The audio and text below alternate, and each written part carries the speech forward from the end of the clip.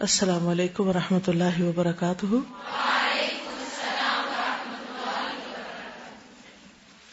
نحمده ونصلی علی رسوله الکریم، اما بعد فاعوذ باللہ من الشیطان الرجیم، بسم اللہ الرحمن الرحیم، رب اشرح لی صدری ویسر لی امری واحلل عقدۃ من لسانی یفقہوا قولی۔ 9 ذی الحج، یوم العرفہ، یہ حج کا اہم ترین رکن ہے، عرفہ کا قیام، اور عرفہ کا وقوف فرض ہے۔ رہ جائے تو حج ہی نہیں ہوتا، نہ کوئی فدیہ دے کے اس کی تلافی ہو سکتی۔ عبد الرحمن بن یامر کہتے ہیں، میں رسول اللہ صلی اللہ علیہ وسلم کی خدمت میں حاضر ہوا جبکہ آپ میدان عرفات میں تھے۔ اسی دوران میں نجد کی طرف سے کچھ لوگ آئے اور ان میں سے ایک شخص نے کہا، تو اس نے پکار کر کہا، اے اللہ کے رسول، حج کیسے ہے؟ تو رسول اللہ صلی اللہ علیہ وسلم نے ایک شخص کو حکم دیا اور اس نے پکار کر کہا، حج تو عرفات کا دن ہے، الحج عرفہ۔ جو شخص مزدلفہ کی رات میں فجر کی نماز سے پہلے پہلے یہاں آ گیا، اس کا حج پورا ہو گیا۔ عرفہ میں وقوف یا عرفہ کا قیام ظہر کے بعد شروع ہوتا ہے۔ اگر کوئی ظہر سے پہلے عرفہ سے گھوم پھر کے چلا گیا، حج نہیں ہوگا۔ لیکن کب تک رکنا ہوتا ہے یہاں؟ مغرب تک۔ ہاں، اگر کوئی شخص مغرب کے بعد یہاں پہنچتا ہے تو بھی اس کا حج ہو جائے گا، ٹھیک ہے۔ عبد الرحمن کہتے ہیں، میں نبی صلی اللہ علیہ وسلم کے پاس تھا، کچھ لوگ آئے اور حج کے بارے میں پوچھا۔ آپ نے فرمایا، حج عرفات میں ٹھہرنے کا نام ہے۔ جو شخص مزدلفہ کی رات 9 اور 10 ذی الحج کی درمیانی رات طلوع فجر سے پہلے میدان عرفات میں پہنچ گیا، اس کا حج ہو گیا۔ گویا ظہر سے لے کر ظہر کے بعد عصر، عصر سے مغرب، مغرب سے عشاء، عشاء سے لے کے فجر سے پہلے تک جو شخص عرفات میں آ کے ٹھہرتا ہے، اس کا حج ہو جاتا ہے۔ واضح؟ اوکے۔ اب چونکہ حج عرفہ کے دن کے وقوف کا نام ہے، تو عرفہ کا دن نہایت اہم دن ہے، بہت ہی فضیلت والا دن ہے۔ رسول اللہ صلی اللہ علیہ وسلم نے فرمایا، اللہ تعالیٰ عرفہ کی شام، عرفہ کی آفٹرنون، اہل عرفہ کی وجہ سے اپنے فرشتوں کے سامنے فخر فرماتا ہے، یعنی جو لوگ عرفہ میں ہوتے ہیں ان کے اوپر فخر کرتا ہے اور کہتا ہے، میرے ان بندوں کو دیکھو جو میرے پاس پراگندہ حال اور غبار آلود ہو کر آئے۔ جب آپ مکہ سے نکلتے ہیں نا، احرام پہن کے، صاف ستھری چادریں ہوتی ہیں، بہت فریش، خوشی خوشی آپ مینا میں آتے ہیں۔ مینا بھی صاف ستھرا، بہت اچھے انتظامات ہوتے ہیں۔ آپ فجر تک نمازیں پڑھ کے جب وہاں سے نکلتے ہیں عرفات کی طرف فجر کے بعد، تو کافی لمبی لائنیں ہوتی ہیں، دھوپ بھی چڑھ چکی ہوتی ہے، اور اپنی منزل ٹھکانے تک پہنچتے پہنچتے کافی حال خراب ہو چکا ہوتا ہے۔ اور وہ جگہ ایسی نہیں ہوتی جہاں آپ دوبارہ نہا کے فریش ہو جائیں، نہانے والی کوئی جگہ نہیں ہوتی۔ آج کے دور میں بھی جہاں اتنے انتظامات ہیں، وہاں عرفہ کا دن ہر ایک کے لیے غبار آلود دن ہے، کیونکہ آپ کو 24 گھنٹے ہو چکے ہیں تقریباً احرام پہنے ہوئے، وہی چادریں پہنی ہوئی ہیں آپ نے۔ اور وہاں ایسا نہیں ہے کہ آپ کسی جگہ گاڑی پر وہیں اتریں گے اور پھر ساتھ ہی بیٹھ جائیں گے۔ بعضوں کو دور دور اتارتے ہیں، پھر آپ کو بتایا جاتا ہے فلاں جگہ آپ کا خیمہ ہے، وہاں تک آپ کو پیدل چل کے جانا ہوتا ہے۔ اور بہت سے لوگ تو مکہ سے ہی پیدل سفر شروع کرتے ہیں، مینا میں رکتے ہیں، پھر وہاں سے پیدل شروع کر دیتے ہیں اور عرفات تک پیدل ہی آتے ہیں۔ تو بہرحال وہ سب اپنے شوق سے جاتے ہیں، محبت سے جاتے ہیں، اور یہی وہ وقت ہے، یہی وہ دن ہے جس میں سال کے سارے دنوں سے زیادہ بندوں کے گناہ معاف ہوتے ہیں۔ پورے سال میں سب سے زیادہ جس دن اور جس وقت میں گناہوں کی معافی ہوتی ہے، وہ یہی دن ہے۔ انس بن مالک کہتے ہیں، نبی صلی اللہ علیہ وسلم نے عرفات میں وقوف کیا۔ وقوف کا مطلب کھڑے ہو کر دعائیں مانگی، اور سورج لوٹنے کے قریب تھا، غروب کے۔ پس آپ نے فرمایا، اے بلال، میرے لیے لوگوں کو خاموش کراؤ۔ بلال کھڑے ہوئے، کہا، رسول اللہ صلی اللہ علیہ وسلم کے لیے خاموش ہو جاؤ۔ لوگ خاموش ہو گئے۔ آپ نے فرمایا، لوگوں، ابھی جبریل علیہ السلام میرے پاس آئے، میرے رب کی طرف سے انہوں نے مجھے سلام کہا اور کہا، اللہ تعالیٰ نے عرفات والوں کی مغفرت کر دی ہے اور آپس کے حقوق کی ضمانت دے دی ہے۔ پس عمر بن خطاب نے کھڑے ہو کر عرض کیا، اے اللہ کے رسول، کیا یہ ہمارے لیے خاص ہے کہ ہماری بخشش ہو گئی ہے؟ فرمایا، یہ تمہارے لیے بھی ہے اور جو تمہارے بعد آئے قیامت تک ان سب کے لیے بھی ہے، یعنی تمہارے لیے بھی ہے اور جو قیامت تک یہاں آتے رہیں گے ان سب کے لیے بھی ہے۔ کیا؟ بخشش کا وعدہ. نبی صلی اللہ علیہ وسلم نے فرمایا تمہارا دوپہر کے بعد، یاد رکھیے دوپہر کے بعد، صبح نہیں ہے 9 تاریخ لیکن ظہر کے بعد عرفات میں کھڑے ہونا تو اللہ تعالیٰ آسمان دنیا پر نازل ہوتا ہے. یعنی بندہ جب وہاں ہوتا ہے تو اللہ تعالیٰ قریب آ جاتے ہیں اور فرشتوں سے تم پر فخر کرتا ہے. فرماتا ہے کہ میرے بندے میرے پاس کھلے اور گہرے ہر راستے سے پراگندہ حالت میں آئے ہیں جو میری رحمت اور جنت کے امیدوار ہیں. بس اگر تمہارے گناہ ریت کے ذروں یا بارش کے قطروں یا سمندر کے جھاگ کے برابر بھی ہوں تو میں انہیں بخش دوں گا. میرے بندو لوٹ جاؤ، تم بخشے بخشائے ہو، اور ان کی بھی مغفرت ہے جن کی تم نے سفارش کی. جن کی ڈائری میں کاپیاں میں دعائیں لکھ کے لے گئے تھے نا کہ اللہ ان کو بھی بخش دے، ان کو یہ عطا کر، ان کی بھی بخشش ہو جاتی ہے. یعنی جن کے لیے وہ دعائیں کرتے ہیں وہاں جا کر. 9 ذی الحجہ کو طلوع آفتاب کے بعد منا سے عرفات کے لیے نکلے. جابر رضی اللہ عنہ بیان کرتے ہیں منا میں فجر کی نماز پڑھنے کے بعد آپ صلی اللہ علیہ وسلم تھوڑی دیر ٹھہرے حتیٰ کہ سورج نکل آیا. آپ نے اپنے لیے بالوں کے بنے ہوئے خیمے کے متعلق حکم دیا اور وہ نمرہ میں لگا دیا گیا جہاں مسجد نمرہ ہے. چنانچہ رسول اللہ صلی اللہ علیہ وسلم چلے اور قریش کو یقین تھا کہ نبی صلی اللہ علیہ وسلم مزدلفہ میں مشعر الحرام کے پاس ہی رک جائیں گے، جیسے کہ وہ قریش اسلام سے پہلے جاہلیت کے دور میں کرتے تھے. مگر رسول اللہ صلی اللہ علیہ وسلم اس سے آگے بڑھ گئے اور عرفات تک گئے، کیونکہ اللہ تعالیٰ کا حکم ہے ثم افیدوا من حیث افاض الناس، پھر وہاں سے پلٹو جہاں جا کر لوگ پلٹتے ہیں، یعنی عرفات تک جاؤ. تو قریش دور جاہلیت میں نہیں جاتے تھے، وہ کہتے تھے ہم سردار قبیلہ ہیں، ہمیں عام لوگوں کی طرح وہاں جانے کی ضرورت نہیں. لیکن حج تو مساوات کا سبق ہے، چاہے کوئی بادشاہ ہو یا فقیر، سب کو اس میدان میں حاضری دینا ضروری ہے، اس کے بغیر حج ہوتا ہی نہیں. منا سے عرفات جاتے ہوئے تکبیر اللہ اکبر، تحلیل لا الہ الا اللہ اور تلبیہ لبیک اللہم لبیک پکارے. محمد بن ابی بکر ثقفی نے بیان کیا میں نے انس بن مالک سے تلبیہ کے بارے میں دریافت کیا کہ آپ لوگ نبی صلی اللہ علیہ وسلم کے عہد میں اسے کس طرح کہتے تھے. اس وقت ہم منا سے عرفات کی طرف جا رہے تھے. انہوں نے فرمایا کہ تلبیہ کہنے والے تلبیہ کہتے، تکبیر کہنے والے تکبیر، یعنی دونوں چیزیں ہو رہی ہوتی تھی. اس پر کوئی کسی پہ اعتراض نہیں کرتا تھا. تکبیر کیا ہے؟ یعنی اللہ اکبر لا الہ الا اللہ واللہ اکبر وللہ الحمد. اور تلبیہ کے الفاظ تو آپ کو معلوم ہے. مسجد نمرہ میں زوال آفتاب کے بعد خطبہ حج پوری توجہ اور خاموشی سے سننا چاہیے. جابر کہتے ہیں رسول اللہ صلی اللہ علیہ وسلم عرفات پہنچے، آپ نے دیکھا کہ نمرہ میں خیمہ لگا ہوا ہے. آپ وہاں اترے حتیٰ کہ جب سورج ڈھل گیا تو آپ نے اپنی اونٹنی قصواء کے متعلق فرمایا کہ اسے تیار کر دو. اسے تیار کر دیا گیا.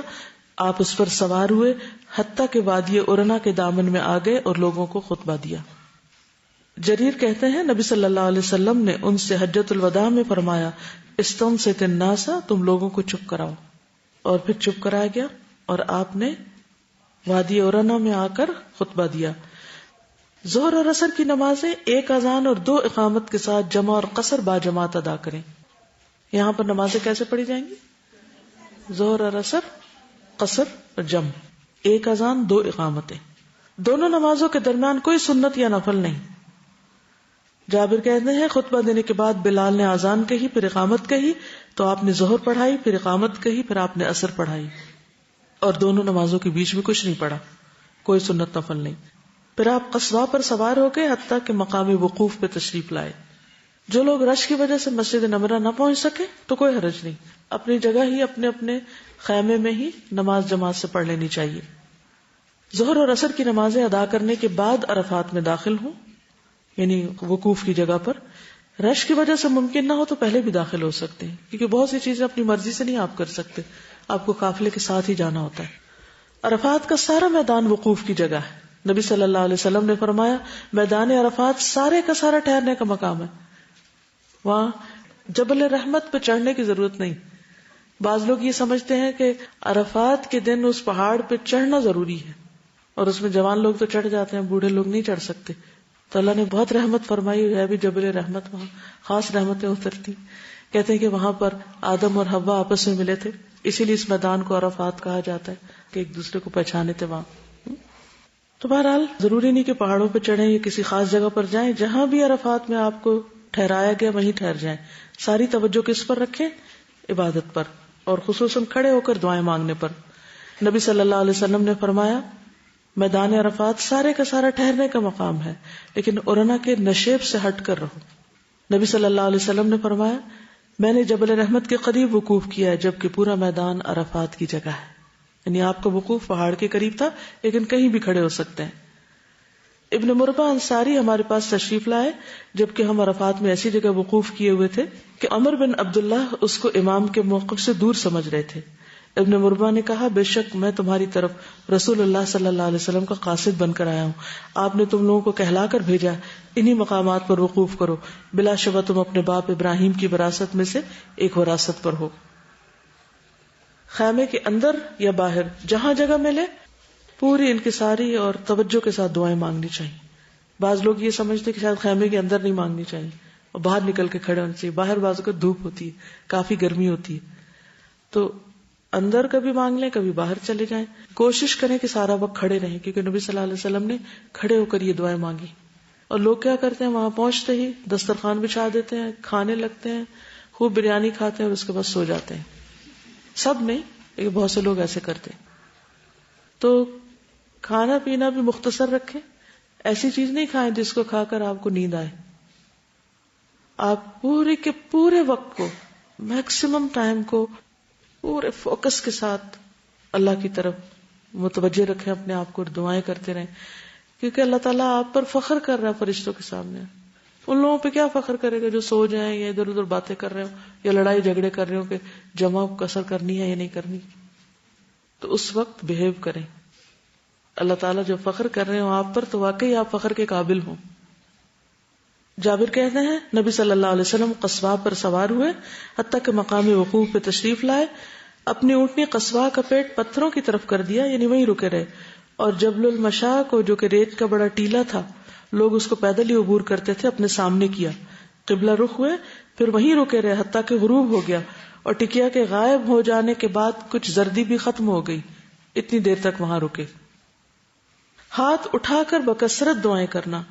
اسامہ سے مروی ہے میدان عرفات میں میں رسول اللہ صلی اللہ علیہ وسلم کا ردیف تھا، یعنی اونٹنی میں آپ کے پیچھے تھا. آپ نے دعا کے لیے ہاتھ اٹھائے تو اونٹنی ایک طرف کو جھکنے لگی اور اس کی لگام گر گئی. چنانچہ آپ نے ایک ہاتھ سے رسی کو پکڑ لیا اور دوسرے ہاتھ کو اٹھائے رکھا، یعنی ہاتھ نیچے نہیں ہونے دیا.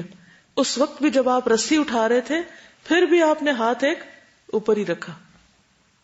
حج کرنے والے اس دن روزہ نہیں رکھیں گے اور نہ ہی اس دن کوئی نفلی نمازیں ہیں.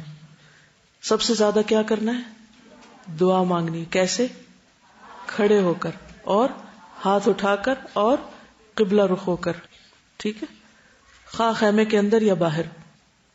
ام الفضل کہتی ہیں عرفہ کے دن لوگوں کو رسول اللہ صلی اللہ علیہ وسلم کے روزے کے بارے میں شک ہوا، اس لیے میں نے آپ کو پینے کے لیے کچھ بھیجا.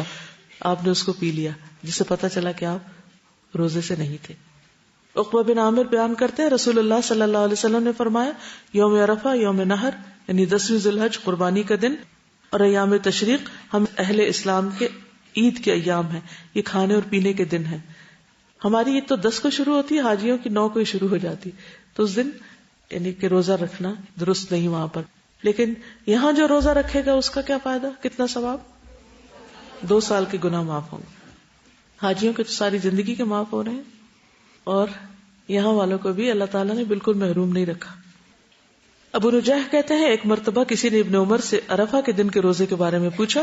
انہوں نے فرمایا کہ میں نے نبی صلی اللہ علیہ وسلم کے ساتھ حج کیا لیکن انہوں نے اس دن کا روزہ نہیں رکھا. میں نے ابو بکر کے ساتھ حج کیا، انہوں نے اس دن روزہ نہیں رکھا. میں نے عمر کے ساتھ حج کیا، انہوں نے اس دن روزہ نہیں رکھا. میں نے عثمان کے ساتھ حج کیا، انہوں نے بھی اس دن روزہ نہیں رکھا. میں اس دن کا روزہ نہ رکھتا ہوں، نہ حکم دیتا ہوں اور نہ منع کرتا ہوں. یعنی میں کسی کو کچھ کہتا نہیں، لیکن یہ کہ ان سب میں سے کسی نے بھی روزہ نہیں رکھا. عطا بن ابی رباح کہتے ہیں ایک مرتبہ عبداللہ بن عباس نے فضل بن عباس کو عرفہ کے دن کھانے پہ بلایا. انہوں نے کہا میں روزے سے ہوں. ابن عباس نے فرمایا آج کے دن روزہ نہ رکھو، کیونکہ نبی صلی اللہ علیہ وسلم کے سامنے اس دن دودھ دو کر برتن پیش کیا گیا تو آپ نے نوش فرما لیا، اور لوگ تمہاری اقتدا کرتے ہیں، یعنی کہیں ایسا نہ ہو کہ تمہیں دیکھ کر وہ بھی روزہ رکھنے لگے. عرفات قبولیت دعا کی بہترین جگہ ہے اور یوم عرفہ قبولیت دعا کا بہترین دن. نبی صلی اللہ علیہ وسلم نے فرمایا بہترین دعا وہ ہے جو عرفات کے دن مانگی جائے. اس لیے جب وہاں عرفہ ہو رہا نا، عرفہ میں حاجی وہاں قیام کر رہے ہو تو آپ بھی یہاں بیٹھ جائیں کہ اللہ تعالیٰ آپ ایک نظر ادھر بھی دیکھیں. اور تو دیکھتے ہی ہیں ویسے بھی، لیکن خاص رحمت پکاریں. نبی صلی اللہ علیہ وسلم نے فرمایا عرفہ کے دن کے سوا اور کوئی دن ایسا نہیں جس میں اللہ تعالیٰ کثرت سے بندوں کو آگ سے آزاد کرتے ہوں اور فرشتوں کے سامنے ان حاجیوں کی وجہ سے فخر کرتے ہوں اور فرشتوں سے پوچھتے ہوں کہ یہ لوگ کیا چاہتے ہیں. تو فرشتے کیا بتاتے ہیں؟ کیا چاہتے ہیں لوگ؟ بخشش چاہتے ہیں. تو اللہ تعالیٰ ان کو بخش دیتے ہیں. تو اس قیمتی وقت سے پورا فائدہ اٹھائیں. عرفہ کے دن کی بہترین دعا کیا ہے؟ لا الہ الا اللہ وحدہ لا شریک لہ لہ الملک و لہ الحمد وہو علی کل شیء قدیر. اس میں دعا والی کون سی بات ہے؟ توحید کا اقرار ہے، اللہ کی رحمت کو پکارنا ایک طرح سے، اور یہ کہنا کہ اللہ ہر چیز پہ قادر ہے، تو سب کچھ کر سکتا ہے وہ. بالکل جو دل میں خیال ہے اور جو چیزیں ہمیں زندگی میں مشکل لگتی ہیں وہ کیا سوچ کے انسان مانگے کہ اللہ ہر چیز پر قادر ہے. اوکے. سبحانک اللہم و بحمدک اشہد ان لا الہ الا انت استغفرک و اتوب الیک. السلام علیکم و رحمۃ اللہ وبرکاتہ.